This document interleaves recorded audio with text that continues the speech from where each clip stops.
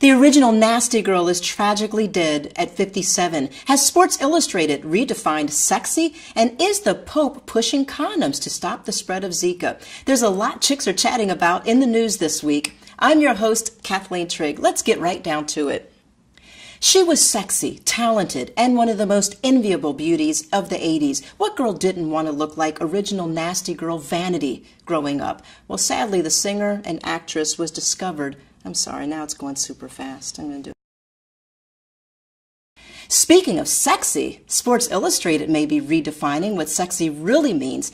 Check out their latest swimsuit issue featuring not your usual nearly naked, flat-tummied, perfectly tanned 20-something-year-old models. I mean, look, nothing against the young hotties, but this time Sports Illustrated has decided to try something new.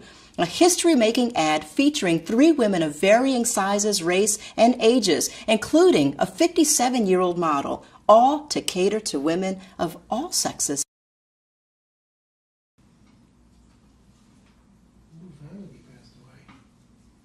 And who knew? We found it out last night when we was looking for the South. Oh, yeah, I tweeted about it earlier in the week.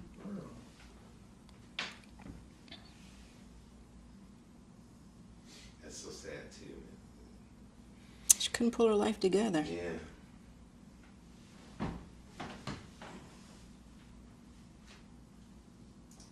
So doing all the coke mess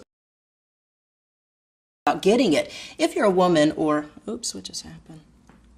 Darn it, it went to the top. Good energy there, though. Yeah. We'll just take it from the top. And started this. Somehow I accidentally hit the prompt and it went back to the very top. So, all right. Ready? You're rolling? Yeah. Okay. The original Nasty Girl tragically dead at 57. Has Sports Illustrated redefined sexy? And is the right down to it, starting with this election?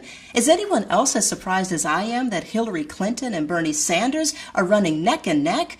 I mean, look, I admit I didn't see this one coming. With so much attention on the Donald, I forgot there were actually other candidates who just might pull this election off and at a minimum give Hillary a run for her money. I want to know your predictions. Who do you think is going to be the next president of the United States of America? Are we fooling ourselves to think we might actually see America's first female president? Send me your predictions to my Twitter at Kathleen Trigg and at ChickChatTV. Use the hashtag ChicksPredictPresident and I'll post the results on our next show. All right, speaking of Hillary, the Democratic presidential candidate is holding her ground about accepting millions of dollars to speak to the men and women in suits on Wall Street. Now, as you may recall, Anderson Cooper asked Hillary during a CNN town hall meeting in New Hampshire if she had to accept the $675,000 fee for the speeches she gave at Goldman Sachs. Her answer is, that's what they offered. I say good for you, Hillary. I mean, we did our own research, and while Hillary has reportedly made roughly $9 million, not chump change, from appearances sponsored by banks, insurance companies, hedge funds, and other private equity firms, her fees pale, and I mean pale, in comparison to her male counterparts by millions. Just take a lucky guess. How much do you think you'd have to pay Donald Trump to come speak at your next party? A whopping $1.5 million, according to Business Insider. That's double, no, triple. Actually, that's quadruple what Hillary made from Goldman Sachs. All right, just for kicks and grins, how much do you think the other top earners get in the gift for gab category? Hillary's husband, Bill, $750,000 per speech. He's made $100 million just from running his mouth. Not a bad gig. And you remember Rudy Giuliani, New York's last mayor. $270,000 the guy gets. $9 million in a single year. Even Chelsea Clinton, she's even getting $75,000 per speech. The moral of the story, when